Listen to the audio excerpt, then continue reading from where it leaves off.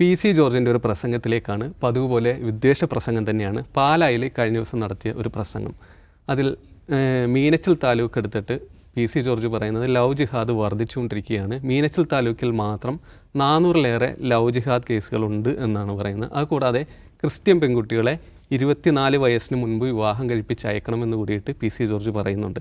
നമുക്കറിയാം, അധിക നാളായിട്ടില്ല P C George ഇതേപോലൊരു വിദ്വേഷ പ്രസംഗത്തിൻ്റെ പേരിൽ ജയിലിലായിരുന്നു. ജാമ്യം നേടി പുറത്തു വന്നേ ഉള്ളൂ. വീണ്ടും വിദ്വേഷ പ്രസംഗം തുടരുകയാണ്. അജിംസെ, കേരളത്തിലൊരു ഇടതുപക്ഷ സർക്കാർ അധികാരത്തിലിരിക്കുന്നു. തുടർച്ചയായിട്ട് മുസ്ലിങ്ങൾക്കെതിരെ പി സി ജോർജ് ഇതേപോലെ നിരന്തരം വിദ്വേഷ പ്രസംഗങ്ങൾ നടത്തിക്കൊണ്ടേയിരിക്കുന്നു. കേസെടുക്കുന്നു, അറസ്റ്റിലാകുന്നു. അതിൻ്റെ വിവാദങ്ങൾ ഒരു വശത്ത്, വീണ്ടും ജാമ്യത്തിൽ വരുന്നു, വീണ്ടും വിദ്വേഷ പ്രസംഗങ്ങൾ തുടരുന്നു. എന്താണ് പി സി ജോർജിന് തുടരെ ഇങ്ങനെ ചെയ്യാനുള്ളൊരു ധൈര്യം? ഇത് നിയമത്തെക്കുറിച്ചുള്ള അജ്ഞതയൊന്നുമല്ല. അന്ന് പി സി ജോർജ് നന്നായിട്ട് നിയമം അറിയുന്ന ആളാണ്. ദീർഘകാലം MLA ആയിരുന്ന ഒരു മനുഷ്യനാണ്. പി സി ജോർജിൻ്റെ മകൻ ഷോൺ ജോർജ് അഭിഭാഷകനാണ്. ഷോൺ ജോർജിൻ്റെ ഭാര്യ പാർവതിയും അഭിഭാഷകയാണ്. അപ്പോൾ ഒരു അഭിഭാഷക കുടുംബത്തിൽ നിന്നുള്ള ഒരാൾക്ക് താൻ നിരന്തരമായി ഒരു ഹാബിച്വൽ ഒഫൻഡറായി കഴിഞ്ഞാൽ അത് തനിക്ക് പണിയാണ് എന്ന നിയമബോധമില്ലാതെയല്ല അദ്ദേഹം അത് പറയുന്നത്. ലവ് ജിഹാദിനെ പറ്റിയാണല്ലോ അദ്ദേഹം പറഞ്ഞത്. മീനച്ചിൽ താലൂക്കിൽ മാത്രം 400 ലവ് ജിഹാദുണ്ട്. അപ്പോൾ ഫേസ്ബുക്കിൽ ആരൊക്കെയോ ചലഞ്ച് ചെയ്യുന്നുണ്ടായിരുന്നു. ഒരു 5 എണ്ണം പറയാവോ എന്ന് ചോദിച്ചുകൊണ്ട് കുറേ പേര് ചലഞ്ച് ചെയ്തിട്ടുണ്ട്. സാംസ്കാരിക പ്രവർത്തകർ എന്നറിയപ്പെടുന്നവർ അദ്ദേഹത്തിനെതിരെ ഇപ്പോൾ പ്രസ്താവന ഇറക്കിയിട്ടുണ്ട്, അദ്ദേഹത്തെ അറസ്റ്റ് ചെയ്യണമെന്ന് ആവശ്യപ്പെട്ട്. പക്ഷേ പി സി ജോർജ് വെറുതെ പറയുന്നതല്ല അത്. അദ്ദേഹം ഒരു വിടുവായത്തം പറയുന്നതോ അല്ലെങ്കിൽ എന്നാൽ കുറച്ച് വർഗീയത പറഞ്ഞാളെ എന്തോ ഇത് പറഞ്ഞൊന്നോ അല്ല. ഇതൊരു ലാർജർ പ്ലോട്ടാണ്. നമുക്കറിയാവുന്ന പോലെ ലവ് ജിഹാദ് എന്ന് പറഞ്ഞ പദം തന്നെ ആദ്യം ഉണ്ടാകുന്നത് 2007 ഹിന്ദു ജാഗരൺ വേദി അങ്ങനെ എന്തോ ആണെന്ന് തോന്നുന്നു, ഒരു വെബ്സൈറ്റ് ഉണ്ടായിരുന്നു. ആ വെബ്സൈറ്റിലാണ് ആദ്യമായി ലവ് ജിഹാദ് എന്ന പദം പ്രത്യക്ഷപ്പെടുന്നത്. അപ്പോൾ അതിൽ വരുന്ന ഒരു ലേഖനം പോലെ വരുന്ന പോലെ ഇങ്ങനെ ഒരു ഗൂഢാലോചന സിദ്ധാന്തം അവതരിപ്പിക്കുകയാണ് ഒരു ലേഖനത്തിൽ. കേരളം, കർണാടക കോസ്റ്റൽ തീരങ്ങളിൽ ലവ് ജിഹാദ് വ്യാപകമാവുന്നു എന്ന് പറഞ്ഞിട്ട് എന്താണ് ലവ് ജിഹാദ് എന്ന് വിശദീകരിക്കുകയാണ്. അങ്ങനെയാണ് അതിലാണ് ആദ്യം പ്രത്യക്ഷപ്പെടുന്നത്. പിന്നീട് ഒരു മുഖ്യധാരാ മാധ്യമത്തിൽ ഈ ലവ് ജിഹാദ് എന്ന വാക്ക് വരുന്നത് കൗമുദിയിലാണ്. കൗമുദിയിൽ ആ ലേഖനം ആ വാർത്ത റിപ്പോർട്ട് ചെയ്തയാൾ ഇന്നൊരു വിദ്വേഷ യൂട്യൂബിൻ്റെ പ്രധാനപ്പെട്ട സംഘാടകനാണ്. അപ്പോൾ യഥാർത്ഥത്തിൽ ഈ വെബ്സൈറ്റിൽ വരുന്നതിനും അതുപോലെ ഈ പത്രത്തിൽ ഈ വാർത്ത വരുന്നതിനും അതിനുശേഷം മനോരമ പോലുള്ളൊരു പ്രധാനപ്പെട്ട പത്രത്തിൽ ലവ് ജിഹാദിനെ പറ്റി പരമ്പര വന്നിട്ടുണ്ട് ഇതേ കാലഘട്ടത്തിൽ തന്നെ. അത് ആ പരമ്പര വരാനുള്ള കാരണം ഇത്തരം ഫേക്ക് കേസുകളുണ്ടെന്ന് പറഞ്ഞ് കോടതിയിൽ ഇത്തരം കേസുകൾ വന്നപ്പോഴാണ് മനോരമ പരമ്പര ചെയ്യാൻ തുടങ്ങിയത്. പേര് വയ്ക്കാതെ കൽപ്പിത കഥകൾ പോലെ വളരെ റൊമാൻറ്റിസൈസ് ചെയ്ത് ഇതുപോലത്തെ കഥകൾ സീരിയലും ചെയ്തിട്ടുണ്ട്.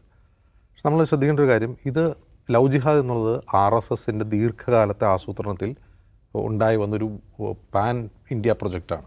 അതിൻ്റെ ഒരു ടെസ്റ്റ് ഡോസ് അടിച്ച കേരളത്തിലും കർണാടകയിലുമാണ് എന്നുള്ളത് ശരിയാണ്. കേരളമായിരുന്നു അതിൻ്റെ ഒരു പ്രധാനപ്പെട്ട കേന്ദ്രം. പക്ഷെ അവർക്ക് അതുകൊണ്ട് ഗുണമുണ്ടായത് ഉത്തരേന്ത്യയിലാണ് കൂടുതലും.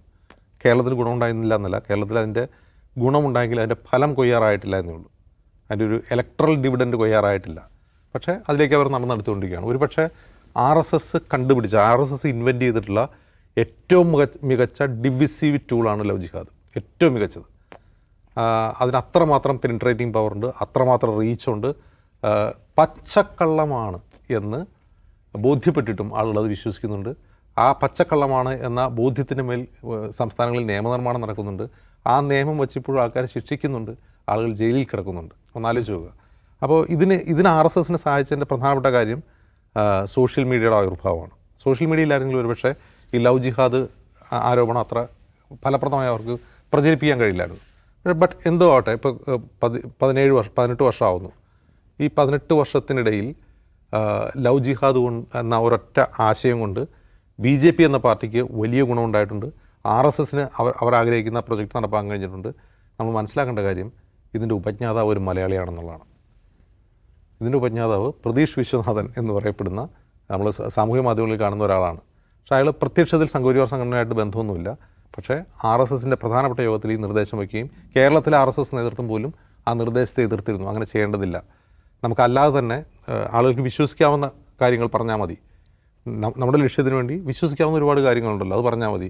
തീർത്തും എന്താണ് പറയുക, ഒരു ഫിക്ഷണലായിട്ടുള്ളൊരു കാര്യം എന്തിനു കൊണ്ടുവരുന്നു പറഞ്ഞാൽ എതിർത്ത ആളുകളുണ്ട് RSSൽ തന്നെ. പക്ഷേ ഒരു വിഭാഗം അതിനുവേണ്ടി ശക്തമായി നിൽക്കുകയും ഈ ഐഡിയ ഏറ്റെടുക്കുകയും അത് BJPക്ക് വലിയ നേട്ടം ഉണ്ടാക്കി കൊടുക്കുകയും RSSന് അവരുടെ അജണ്ട നടപ്പാക്കാൻ സാധിക്കുകയും ചെയ്തിട്ടുണ്ട്. പി സി ജോർജ് NDAയിലാണ് ഇപ്പോൾ ഉള്ളത്. BJP നേതാവാണ് ഇപ്പോൾ അദ്ദേഹം. ഇന്ന് ഒരു ഗുജറാത്ത് പത്രത്തിൽ, ഗുജറാത്ത് സമാചാറിൽ പി സി ജോർജിൻ്റെ പ്രസംഗം വാർത്തയായി വന്ന് നമ്മൾ കണ്ടു. അപ്പോൾ എന്തുകൊണ്ടാണ് പി സി ജോർജ് ഇത് പറഞ്ഞാൽ പി സി ജോർജിൻ്റെ ടാസ്ക് അതാണിപ്പോൾ.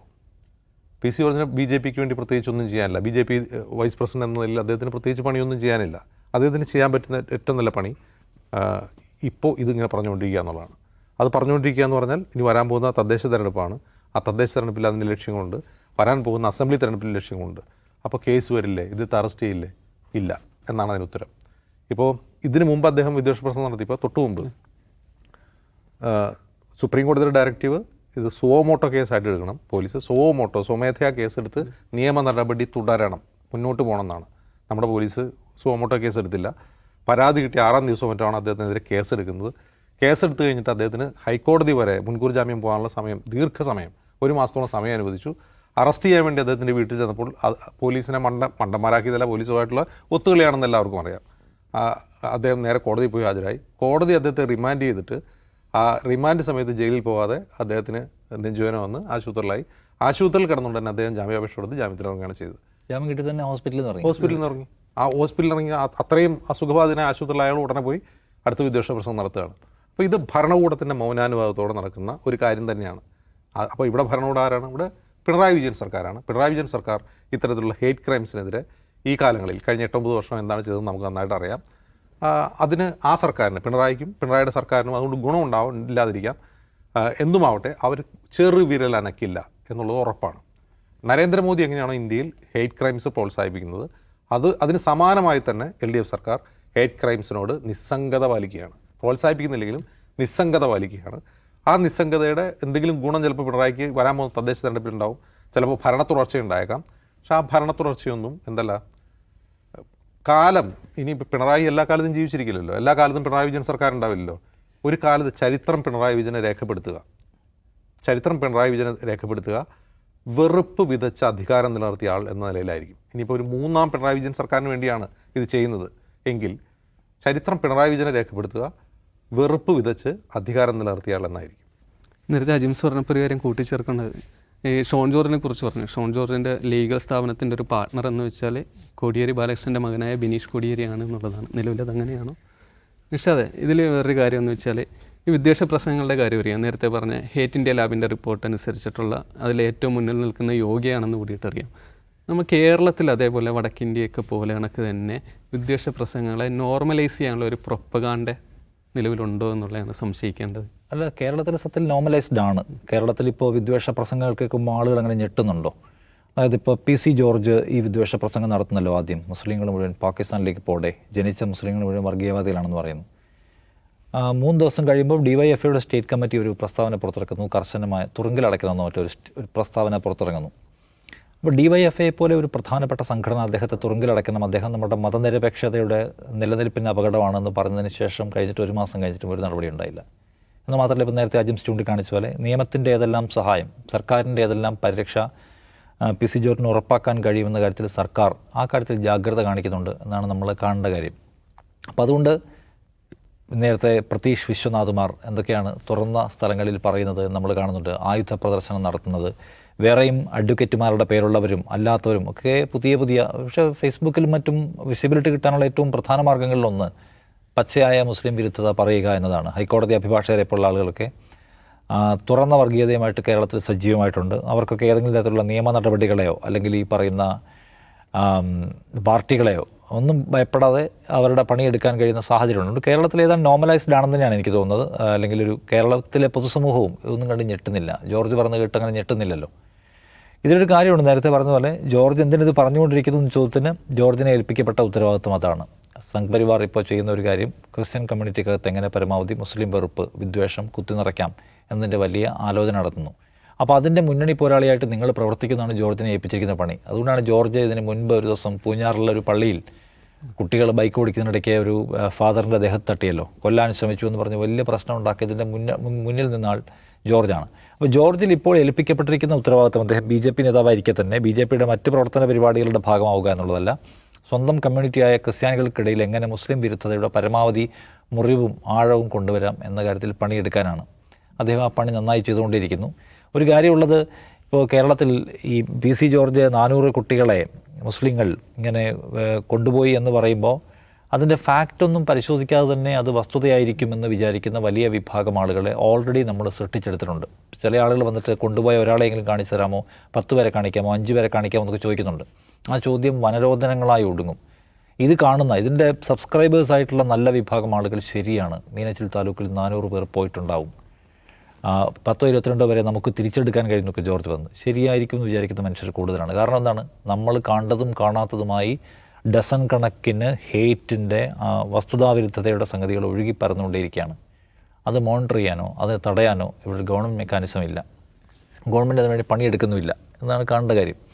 അപ്പോൾ അതുകൊണ്ട് ജോർജ് പറയുന്ന ഏത് വിഷവും സ്വീകരിക്കാൻ കഴിയുന്ന മാനസികാവസ്ഥയുള്ള ഒരു വലിയ പ്രതലം അല്ലെങ്കിൽ ഒരു ആൾക്കൂട്ടത്തെ ഓൾറെഡി സംഘ് പരിവാർ സൃഷ്ടിച്ചിട്ടുണ്ട്. അപ്പോൾ അതുകൊണ്ട് ജോർജിനെ മാത്രം പൂട്ടിയാൽ തന്നെ അവസാനിക്കുന്ന പ്രശ്നമൊന്നുമല്ല ഇത്. ജോർജ് ആലോചിക്കേണ്ട കാര്യം, ജോർജ് മുസ്ലിങ്ങൾക്കെതിരെ പ്രസംഗിക്കുകയാണ്. ഇങ്ങനെ ജന്മഭൂമി ഇതിന് മുമ്പ് പ്രസിദ്ധീകരിച്ച ഒരു ലേഖനത്തിലെ ചില ഭാഗങ്ങൾ നമ്മൾ പ്രത്യേകം എടുത്ത് പരിശോധിക്കണമെന്ന് എനിക്ക് തോന്നിയിട്ടുണ്ട്. അത് PC ജോർജിനെ നേരിട്ട് ആക്രമിക്കുന്ന സംഗതി ചെയ്തിട്ടുണ്ട്. അപ്പോൾ ഒരു ജന്മഭൂമി ഒരു ലേഖനത്തിൽ അവരുടെ വിചാരം എന്ന് പറയുന്ന പേജിൽ പ്രസിദ്ധീകരിച്ച ലേഖനത്തിൽ പറയുകയാണ്, ഈ ലോകത്തെ 3ാമത്തെ മതമാണ് ഹിന്ദു മതം, ക്രിസ്ത്യാനിറ്റിയും ഇസ്ലാമുമാണ് 1ഉം 2ഉം പൊസിഷനിലുള്ളത്. ഈ വലിയേട്ടന്മാരുടെ ഇപ്പോഴത്തെ പ്രധാന ഉന്നം ഈ 3ാമനെ എങ്ങനെ പരമാവധി കുപ്പിയിലാക്കാമെന്നാണ്. പണ്ടൊക്കെ പ്രലോഭനങ്ങൾ കൊടുത്തായിരുന്നെങ്കിൽ ഇപ്പോൾ പ്രലോഭനം മാത്രമല്ല, ഭീഷണിപ്പെടുത്തലും പണവും അവർ ഉപയോഗിക്കുകയാണ്. ക്രിസ്തു മതത്തിലേക്കുള്ള മാറ്റത്തിന് അവർ പ്രധാനമായി ഉപയോഗിക്കുന്ന പണമാണ്. ഇത് എക്സാക്റ്റ് വാക്കാണ്, ജന്മഭൂമി പറയുകയാണ്. ഒരു വർഷം 409 കോടി രൂപ ക്രിസ്ത്യാനികൾക്ക് വന്നുവെന്ന് വെളിപ്പെടുകയാണ്. ഇന്ത്യ ഒട്ടാകെ അത് എത്രയായിരിക്കുമെന്ന് നമുക്ക് ഊഹിക്കാവുന്നേ ഉള്ളൂ. കേരള സർക്കാരിന് ഇതൊന്നും പരിശോധിക്കാനുള്ള ഉത്തരവാദിത്തമില്ലേ? 11 NGOകൾക്കാണ് കേരളത്തിൽ പണം വന്നിരിക്കുന്നത്. എല്ലാം ക്രിസ്ത്യാനികളുടെ NGOകളാണ്. യേശുവിൽ വിശ്വസിക്കാത്തവർ പാപിയാണ്, സ്വർഗരാജ്യം അവനുള്ളതല്ല എന്നൊക്കെ പറയുന്നു. അത് പ്രകോപനമല്ലേ? തിരിച്ച് നമ്മൾ അങ്ങോട്ടും പറഞ്ഞാൽ എന്തായിരിക്കും സ്ഥിതി? പിന്നെ വലിയ വായിൽ വർത്തമാനം പറയുന്ന PC ജോർജ്, അദ്ദേഹത്തിൻ്റെ കുടുംബത്തിലെ കാര്യങ്ങൾ ആർക്കാണ് അറിയാത്തത്? നമുക്കറിയാം എന്താണ് സംഭവം. ഇങ്ങനെ ജന്മഭൂമി എഴുതിയിട്ടുണ്ട് എന്ന കാര്യം മറന്നു കളഞ്ഞിട്ടാണോ അല്ലെങ്കിൽ അവഗണിച്ചുകൊണ്ടാണോ PC ജോർജ് ഇപ്പോൾ എഴുന്നേറ്റ് എന്ന് വർത്തമാനം പറയുന്നതെന്ന കാര്യം ഓർക്കണം. അപ്പോൾ PC ജോർജ് ഇപ്പോൾ നിലകൊള്ളുന്ന PC ജോർജ് പറയുന്ന അഭിപ്രായം ആർക്ക് വേണ്ടിയാണെന്ന് ഒരു കമ്മ്യൂണിറ്റി വിചാരിക്കുന്നുണ്ട്. നമുക്ക് വേണ്ടിയാണ് സംസാരിക്കുന്നത്, നമുക്ക് വേണ്ടി ഈ സംഘ് പരിവാർ മാത്രമേ ഉള്ളൂ എങ്കിൽ അവർ ഈ ജന്മഭൂമിയുടെ ലേഖനം എടുത്ത് വായിച്ചു നോക്കണം. ജന്മഭൂമിയുടെ ലേഖനത്തിൽ സംഘ് പരിവാറിന് ഉന്നം ആരൊക്കെയാണെന്ന് വ്യക്തമായി പറയുന്നുണ്ട്. ഒരു ജോർജിനും അതിനെ തടുത്തു നിർത്താൻ കഴിയില്ല. ജോർജ് കേവലമായ ഒരു ടൂൾ മാത്രമാണ്. ക്രിസ്ത്യാനികൾ പണം കൊണ്ടുവന്ന് ഞങ്ങളെ പിടിക്കുകയാണ്, അവന്മാരെ എന്താണ് അവരുടെ ഇടപാട് തീർക്കണം എന്ന് പറയുന്നവരാണ് ഹിന്ദുത്വവാദികൾ. അപ്പോൾ അതുകൊണ്ട് ജോർജ് സംഘപരിവാറിലേക്ക് നമ്മളെ കൂട്ടിച്ചേർക്കാനും ഒരുമിച്ച് പോകാനുമുള്ള ഞങ്ങളുടെ ഒരു പ്രധാനപ്പെട്ട പതാകവാഹകനാണ് എന്നാരും വിചാരിക്കേണ്ടതില്ല. ജോർജ് തന്നെയും ഈ അങ്ങേയറ്റം പരിഹാസ്യമായ ഈ നിലപാട് എന്ന് പറയുമ്പോൾ ഈ ലേഖനം അതോട് ചേർത്ത് വായിക്കുന്ന നമുക്ക് മനസ്സിലാക്കാൻ കഴിയും. ഒരു കാര്യം പ്രധാനമാണ്, നമുക്കിപ്പോൾ സംഘ് പരിവാറിൻ്റെ ആളുകൾ അല്ലെങ്കിൽ BJPയിൽ ചേർന്ന ആളുകൾ അവർ വെറുപ്പും വിദ്വേഷവും വസ്തുതാരഹിതമായ കാര്യങ്ങളും പറയരുതെന്നൊക്കെ പറഞ്ഞാൽ നേരം കളയാമെന്നുള്ളേ ഉള്ളൂ. അപ്പോൾ നമ്മളിപ്പോൾ ഒരു നാട്ടിൽ ഒറ്റ കാര്യമുള്ളൂ, പോലീസ് ആക്ഷൻ എടുക്കുമോ, ഭരണകൂടം കൃത്യമായ നിലപാട് സ്വീകരിക്കുമെന്നുള്ളതാണ്. ഇവിടെ അത് സ്വീകരിക്കുന്നില്ല. 3ാമതും വരും എന്നുള്ള ആവേശം നമ്മൾ കാണുന്നു പിണറായി വിജയനെക്കുറിച്ചുള്ള. അതിൻ്റെ പ്രധാന കോൺഫിഡൻസ് എന്താണ്? ഉറപ്പാണ്. സമുദായ സമവാക്യങ്ങളിൽ അങ്ങോട്ടും ഇങ്ങോട്ടും കരുക്കൾ നീക്കി വെച്ച് വിജയിക്കാമെന്ന കോൺഫിഡൻസാണ് 1ാമത്തെ കോൺഫിഡൻസ്, അല്ലാതെ മറ്റൊന്നുമല്ല. ആ കോൺഫിഡൻസിൻ്റെ പെരുക്കം കൂട്ടാൻ ചെയ്തുകൊണ്ടിരിക്കുന്ന പണി നേരത്തെ പറഞ്ഞ പോലെ നമ്മൾ അടിയിളക്കി കളയുന്നതായിരിക്കും. ഓക്കെ, എന്തായാലും വിദ്വേഷ പ്രസംഗ കേസുകളിൽ മുഖ്യമന്ത്രിമാരും പ്രധാനമന്ത്രി ഉൾപ്പെടെയുള്ളൊരു നാടാണ് നമ്മുടേത്. അപ്പോൾ നിലവിൽ PC ജോർജിന് ഇപ്പോൾ ഏറ്റവും ഒടുവിലത്തെ കേസിൽ കിട്ടിയതിനപ്പുറത്തേക്കുള്ള ശിക്ഷയോ വേറെന്തെങ്കിലും നമുക്ക് പ്രതീക്ഷിക്കാൻ കഴിയുമെന്ന് തോന്നുന്നില്ല ഇന്നത്തെ സാഹചര്യത്തിൽ.